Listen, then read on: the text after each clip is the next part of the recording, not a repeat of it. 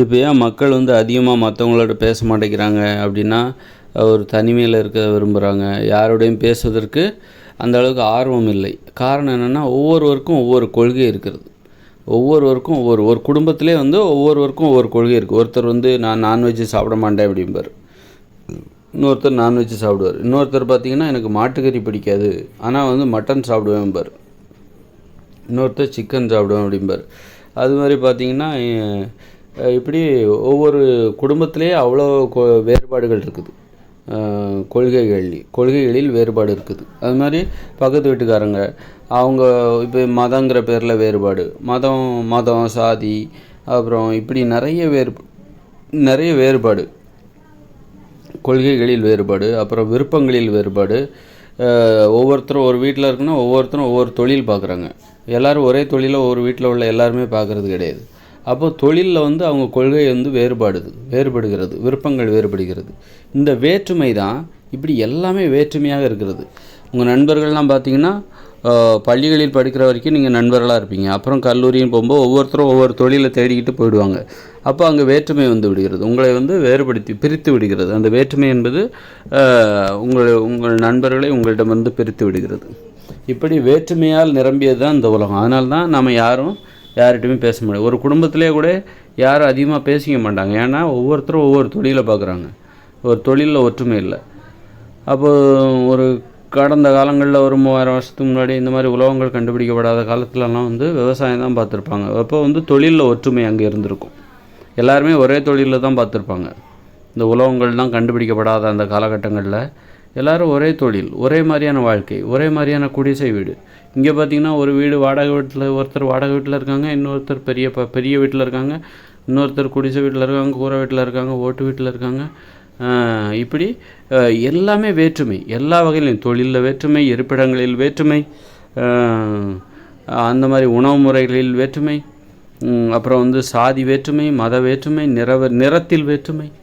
இந்தியாவில் பார்த்திங்கன்னா ஏன் இந்தியாவில் வந்து இவ்வளோ கோடி பேர் இருக்காங்களே ஏன் ஒற்றுமையாக இல்லை அப்படின்னு பார்த்திங்கன்னா, இங்கே வந்து உருவத்தில் வேற்றுமை இருக்குது.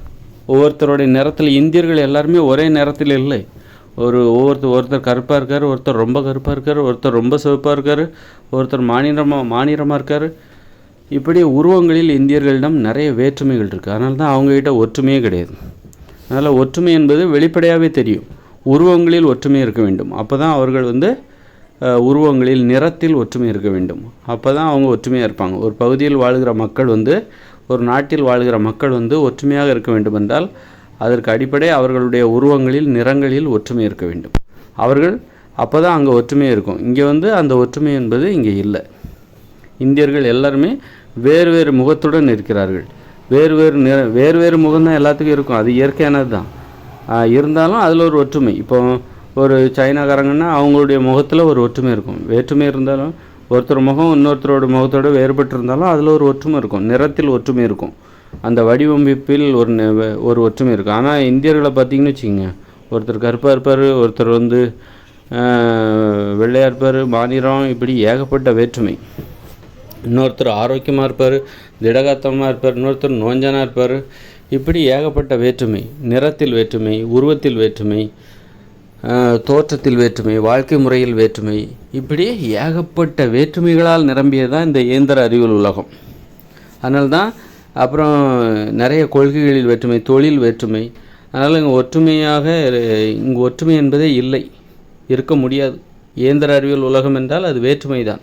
ஒற்றுமையாக இருப்பதற்கு இங்கு வாய்ப்பே இல்லை. ஒற்றுமை என்பது எங்கே இருக்குன்னா இயற்கையோடு இணைந்த மனித வாழ்க்கையில் தான் இருக்கும். 2040க்கு பிறகு வரப்போகிற தற்போதுள்ள வேற்றுமையை அடிப்படை ஆதாரமாக கொண்ட இயந்திர அறிவியல் உலகம் 2040 அழிஞ்சிடும். அதன் பின் வரப்போகிற இயற்கையோடு இணைந்த மனித வாழ்க்கை என்பது ஒற்றுமையை ஆதாரமாக அடிப்படையாக கொண்டது. அங்கே வந்து பார்த்திங்கன்னா எல்லோரும் குடிசையில் தான் வாழ போகிறாங்க. யார் ஃபேக்ட்ரி இதெல்லாம் தொழிற்சாலைகள் எல்லாருமே மூடப்பட்டு விடும், இருக்காது.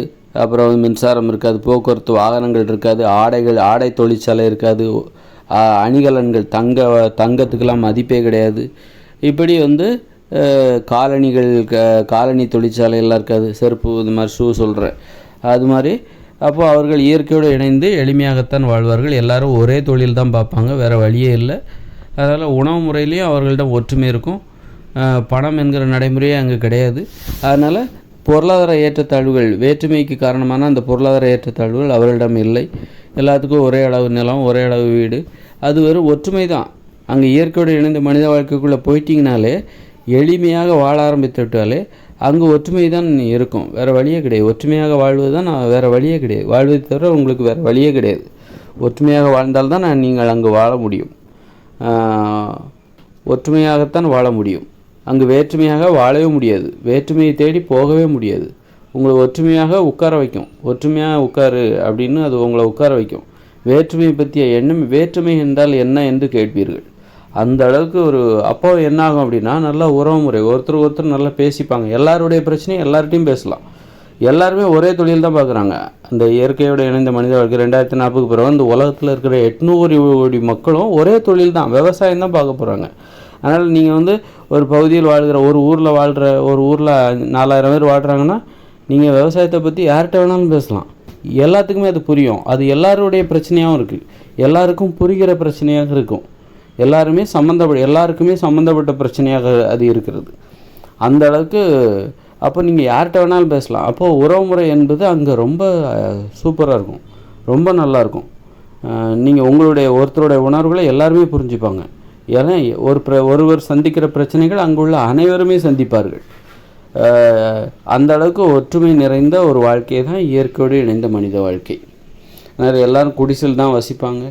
அதனால் இந்த ஏற்றத்தாழ்வுகளே காங்கிரீட் கட்டடம், ஓட்டு வீடு, வாடகை வீடு, இந்த ஏற்றத்தாழ்வுகளே கிடையாது. அதனால் ஒருத்தர் குடிசை வீட்டில் அவர் சந்திக்கிற பிரச்சனைகளை அந்த ஊரில் இருக்கிற எல்லார்த்திட்டையும் பேசலாம் அவர். ஏன்னா அவர் என்ன பிரச்சனையை குடிசை வீட்டில் சந்திக்கிறாரோ அதே பிரச்சனையை அந்த ஊரில் உள்ள அத்தனை பேரும் சந்திப்பாங்க. அதனால் ஒருவர் தனது உணர்ச்சிகளை, பிரச்சனைகளை எல்லாத்திட்டையும் அவர் பேசலாம். அப்போ அதற்கேற்றார் போன்ற ஒரு அற்புதமான உலகம்தான் இயற்கையோடு இணைந்த மனித வாழ்க்கை. அப்போ அங்கே பார்த்திங்கன்னா பள்ளிக்கூடம் கிடையாது, கல்லூரி கிடையாது.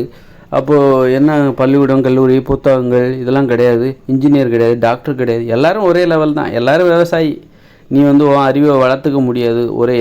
எல்லாருடைய அறிவும் கொஞ்சம் கொஞ்சம் வேறுபடும், அவ்வளோதான். மற்றபடி ஒருத்தர் விஞ்ஞானி, ஒருத்தர் சாமானிய தொழிலாளி, கூலி தொழிலாளி, இப்படிங்கிற ஏற்றத்தாழ்வுகளே அங்கே கிடையாது. இப்படிப்பட்ட வேற்றுமைகளே அங்கே கிடையாது. அங்கே பள்ளிக்கூடங்கள் கிடையாது, கல்லூரி கிடையாது, புத்தகங்கள் கிடையாது, கணினி கிடையாது. எல்லாருமே விவசாயி. யார்கிட்ட வேணாலும் நீ பேசலாம். இப்போ நீங்கள் இங்கே போய் இந்த தற்போதுள்ள இயந்திர அறிவியல் உலகில் போயிட்டு ஒரு சாதாரண மனுஷங்க போயிட்டு ஒரு விஞ்ஞானிகிட்ட பேச முடியுமா? விஞ்ஞானி சாதாரண மனுஷங்கிட்ட பேச முடியுமா? விஞ்ஞானியோட பேச்சு, அவருடைய பிரச்சனையெல்லாம் சாதாரண மனுஷனுக்கு புரியுமா? சாதாரண மனுஷங்களோட பிரச்சனைகள் சாதாரண மனுஷங்களோட பிரச்சனைகள் விஞ்ஞானிக்கு ஒரு பிரச்சனையாகவே தெரியாது. அதெல்லாம் ஒரு விஷயமாகவே தெரியாது. அப்புறம் பணக்காரங்களோட பிரச்சனைகளை பணக்காரங்களை தான் புரிஞ்சிக்க முடியும். ஏழைகளோட பிரச்சனையை ஏழைகளால் தான் புரிஞ்சிக்க முடியும்.